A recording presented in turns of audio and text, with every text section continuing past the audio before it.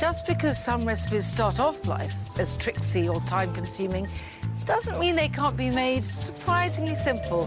In my kitchen, easy does it. I tweaked that French classic, tarragon chicken, into a quick and scrumptious after-work supper.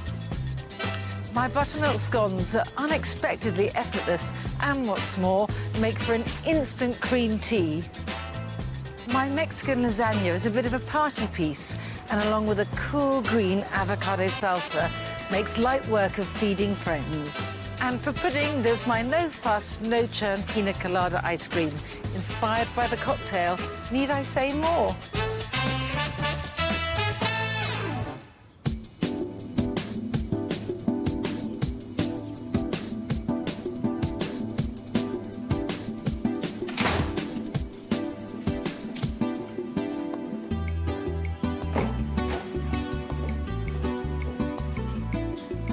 Tarragon chicken is rightly one of the key dishes of the French culinary canon.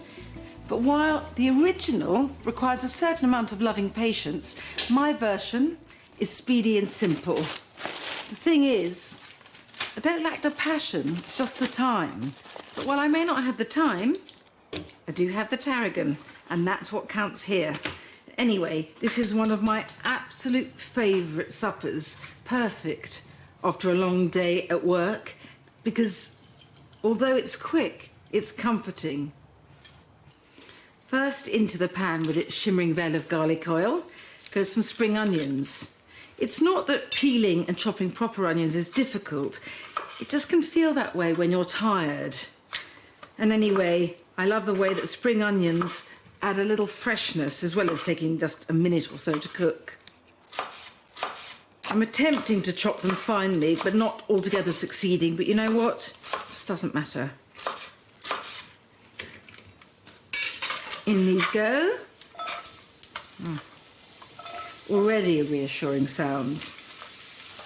And now, the tarragon, or 1 part. Some dried tarragon, half a teaspoon here.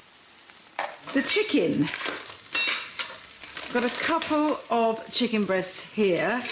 I normally go in for the brown meat, and I make no bones about that, but I like chicken breast here. There's something about the delicacy of this dish which is very important, and the white meat really works.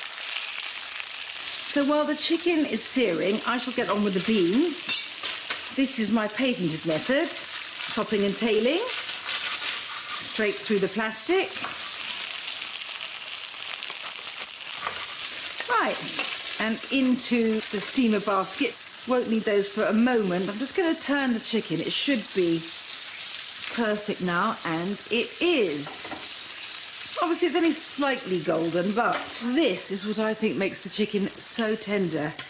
A good, generous splosh of vermouth. Just a scattering of salt. Lid on. Beans can go in now. Everything is dovetailing nicely. Now, while my pots and pans are bubbling away, I'm going to have a slight clear down and get the fresh tarragon, because this is a two-tone tarragon affair. When you add the fresh version of the herb, there's something about the call of the wild, and the dried herb kind of jumps up into action and tastes even more resonantly of itself. This is an example of the curious, magical alchemy of cooking. I don't understand it, but I'm grateful for it. So skipping jauntily towards supper now. Plates, beautiful.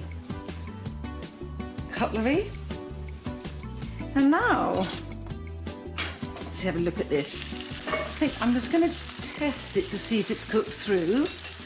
Just pierce the thickest part with the tip of a knife, and there you are. Not a trace of pinkness left, but you can see everything's going to be really lusciously tender. Well, nothing's going to happen to that if I just leave it there while I bean up.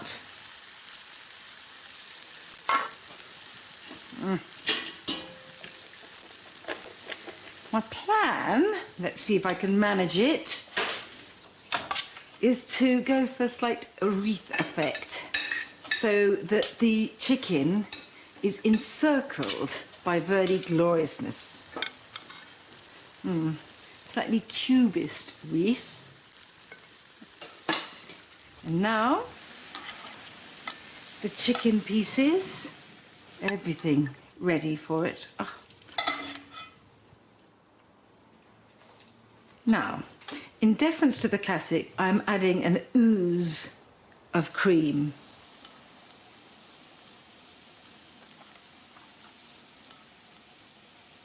Bit of white pepper.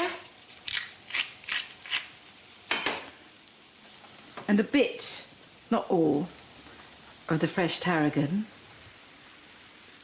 Let me have a little taste.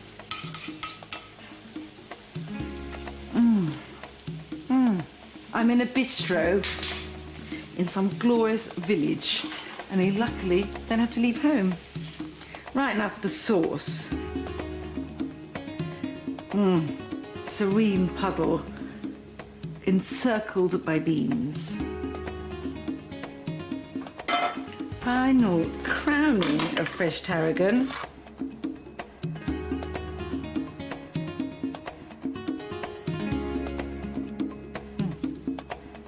And here we go.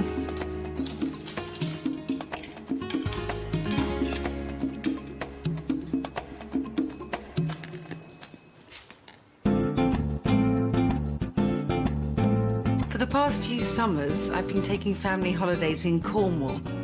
On one of the rainy, blustery days, I went to a clotted creamery, and this picture really shows that my sense of comedy is greater than my vanity, because that's me in a rather unflattering white coat and a hairnet, I think taking the temperature of a tub of clotted cream.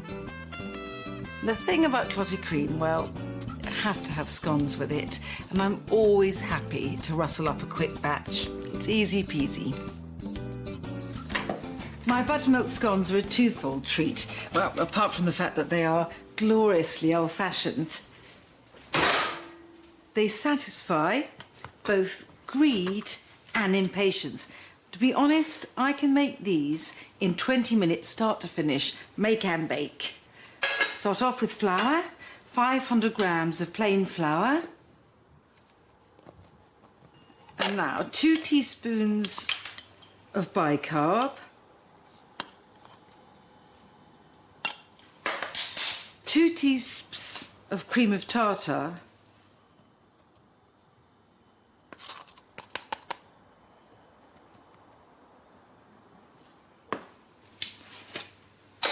2 teaspoons of caster sugar. And now I might just a bit of a mix up. So that's the dried ingredients sorted. Now for the fat, not much actually, because we do have all the lusciousness of the clotted cream later. 50 grams of butter, squodging it into, roughly speaking, cubes, very roughly speaking. So that's that done. And on top of the butter, I want 25 grams of vegetable shortening. Always makes me feel wonderfully old-fashioned using this. Of course, in the old days, I think they would have used just vegetable shortening and no butter whatsoever. And in fact, really, they would have used lard, which is all good in my book. Anyway, that's enough of that. Rub in the fats. Just roughly. Oh, there's something about getting your hands covered in cool flour, like dry swimming in a pool of cool air. Right, these are buttermilk scones, so here's the buttermilk. You can use ordinary milk, and just before you start with the flour and everything, put about 3 teaspoons of lemon juice or vinegar in and let it stand, just 5 minutes. The idea now is just to stir together until it clumps into a dough. Now here is the really glorious part. No rolling out, just a bit of flour on the surface. Tip this out or just empty it out, and then you simply pat this into a shape that's approximately 4 centimetres deep. And now this ramshackle, slightly dimpled rectangle will be turned into scones. You need a fluted cutter, 6 centimetres, although the 6 centimetres is the top bit, not this bit. Odd, but that's how it is. Into the flour, just so it doesn't stick. And then cutting out. I love the way the dough squeezes up into the cutter. And I just carry on doing this, and I know they do look a bit as if they've got cellulite. I don't want everything looking fake and perfect.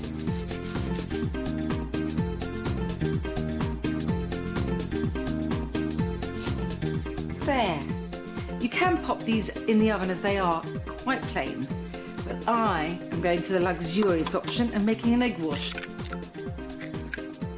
It's just makeup, really. Make up the cakes. If you beat an egg, just so that the white and yolk combine, and then paint the scones, they will come out a beautiful burnished gold. Now you can see that each scone is a slightly different height. That's just because the oblong wasn't even. I like that, it gives some character. Last daubing with fake tan.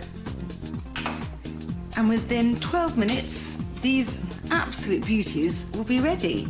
And while they bake, I can prettify my tea table.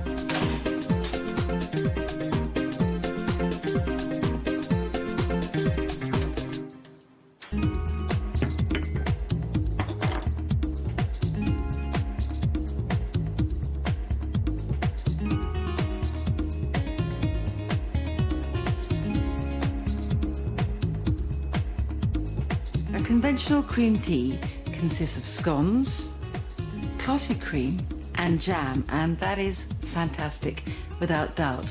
But I prefer a twist on another tradition from Cornwall, our own rugged southwest, and that's called thunder and lightning. Now really what thunder and lightning is on top of the scones you have clotted cream, that's the lightning, and the thunder of black treacle.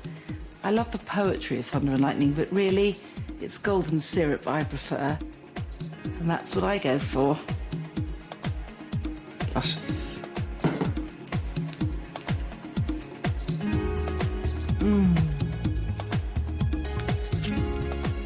I think I need to be alone with my scone.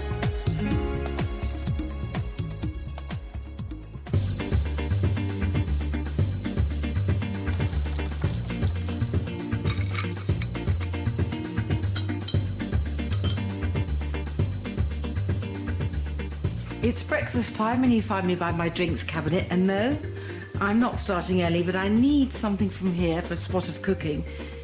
If only it were this that I needed, my dagger o' rum. Longing to use this, but as it is, I want rum of a different hue. White and flavoured with coconut.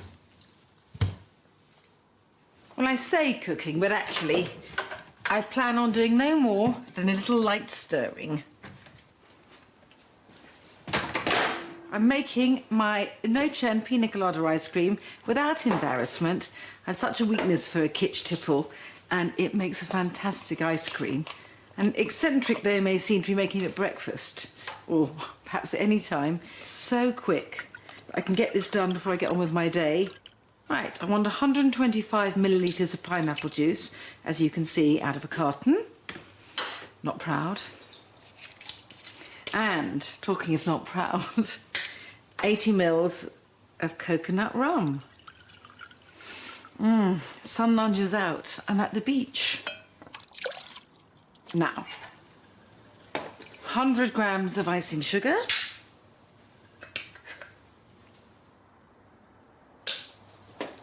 A few drops of coconut flavouring. This makes the morning rather bright, actually. And now just a couple of teaspoons of lime. So, sorry. I'm going to mix this slightly before said cream goes in.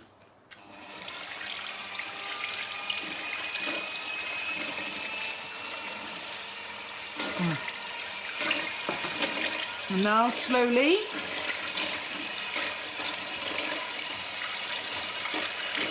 And, you know, as I say, it is a no-churn ice cream. I just stick this in the deep freeze. Oh my God, it's such a blissful smell. This is a very heady start to the day. The coconut is just wafting up. As it thickens, it also aerates, and that's what makes it melt so smoothly on the tongue when you eat.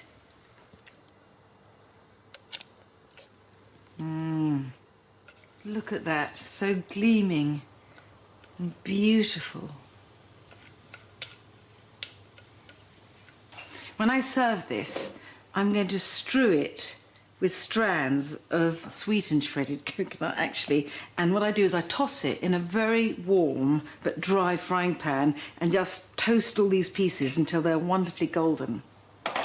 Now, I'll be honest with you, I think people will be happy if I just give them this, but I'm planning a dinner with a slight Latin theme.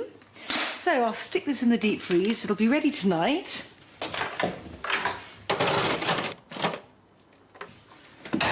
And now I must get a move on, but I will be able to buy all the ingredients for the main course while I'm out, and I'm done.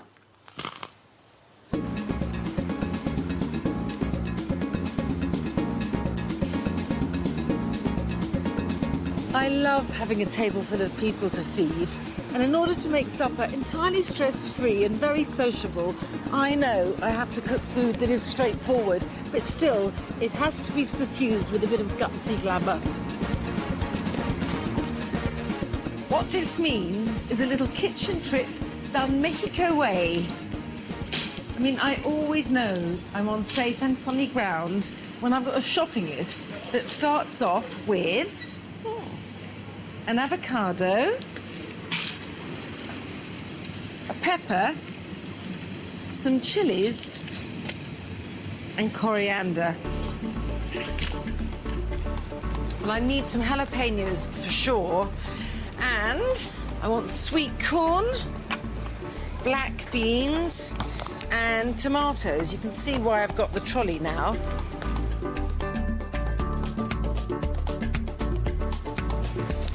I know I've got the shredded coconut to go on top of the ice cream. I think a bit of grated dark chocolate's not a bad idea as well.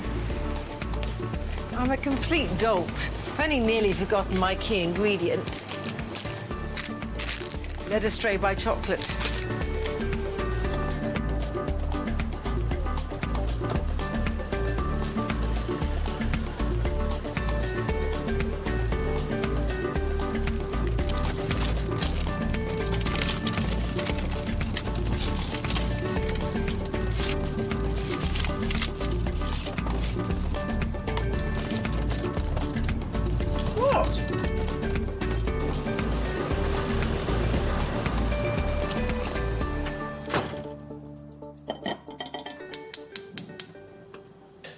My Mexican lasagna is ludicrously simple. It's really a case of doing a few stages. Stage one, I've got some garlic oil in a pan. In goes an onion, chopped. Next, a gorgeous, gleaming, red lacquer-looking pepper. Heat comes from 2 red chilies. A bit of a stir. I don't want any of these to brown. I just want the flavours to come out and for them to soften a little. Finally, scrunch in some salt.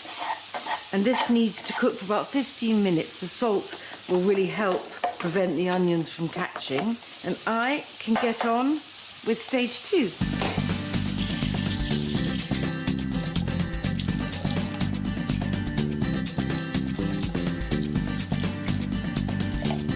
I call this my Mexican lasagna, but actually it's really just a question of having the piley up thing going on. I've got those rather fantastically moody black beans and there's sunny sweet corn, love a niblet, and now some cheese I'm using goat's cheddar because I love the tang, so good against the sweetness of the legumes. But in fact, regular cheddar is just fine. Now, this is the way I prefer to grate cheese when it's in any quantity, and I've got 250 grams here, or thereabouts. I know a rotary grater, which this is, looks very old-fashioned, but it's quite easy to use.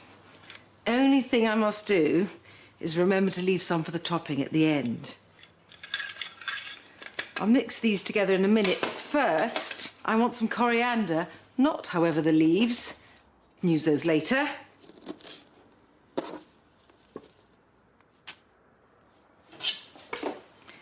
Just the stalks are so often thrown away in coriander, and yet actually there's so much flavour in them. Most flavour, I'd say.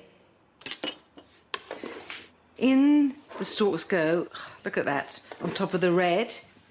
And now, some canned tomatoes. I'm going to swill out the can with some water. I want the sauce to be runny enough to help meld all the layers together, taste-wise. Don't often use this in cooking, but it works here. A tablespoon or thereabouts of ketchup. A stir here.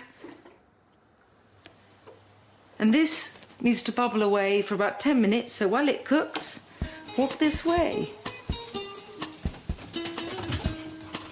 These chili lights are a testament to my passion for the picante, and I must say it's my love of that sort of fire and flavour that draws me to Mexican cooking and Latin American cooking.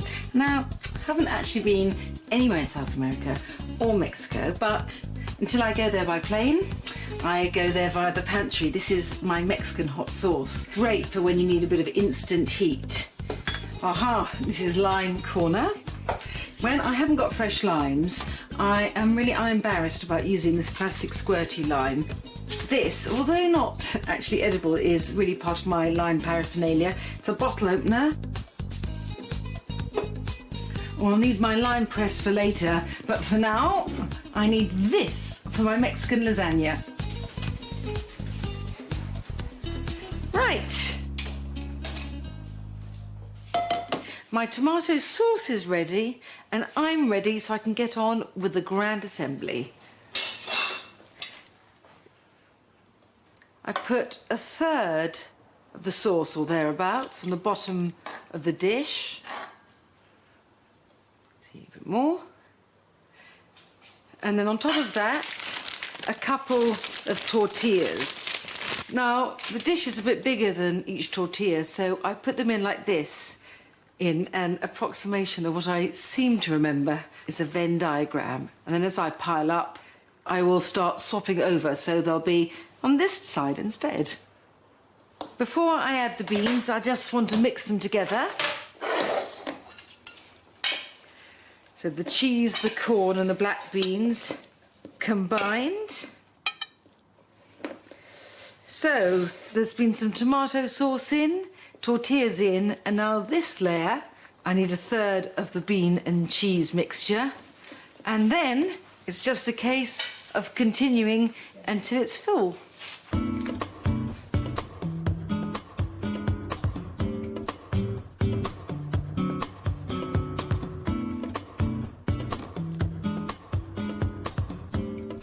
I should say that this Mexican lasagna, although you could also call it a tortilla pie, is in fact sliced like a pizza. Confusing, isn't it?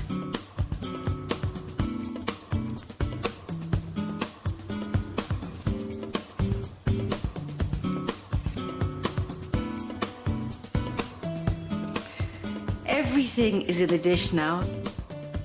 Nothing actually needs cooking, it just needs to be made piping hot. So 30 minutes at 200 degrees should do it. So, to the oven.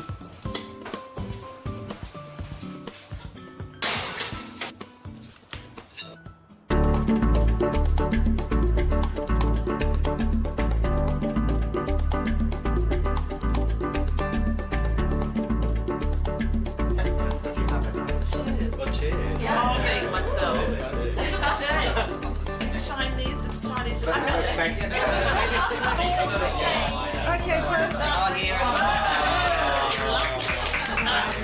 Now, I know I promised you Mexican lasagna, but I have to say, I think an Italian and a Mexican would be rather startled by it.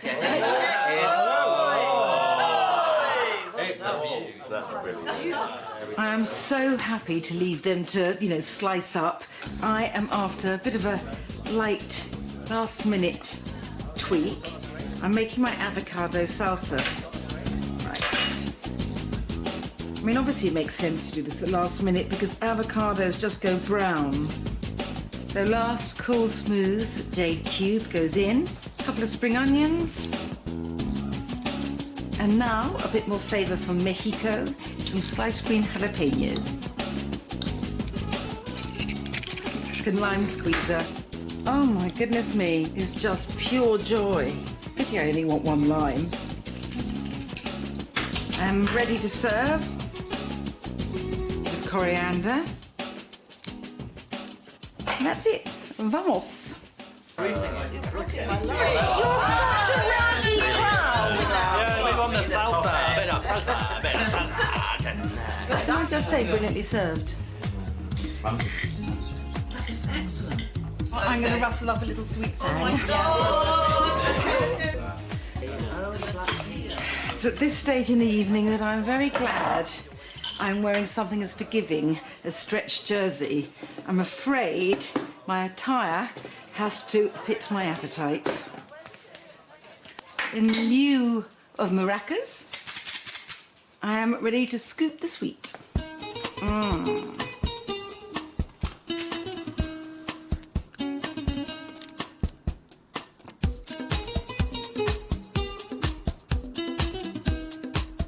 And now for my gaudy garnish.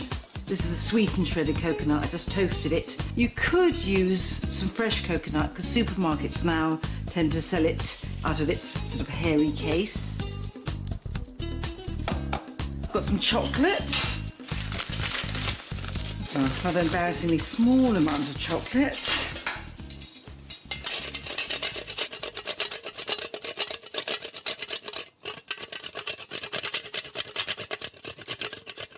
Right, spoons, and now that song, if you like pina coladas and getting caught in the rain, got my umbrellas for that.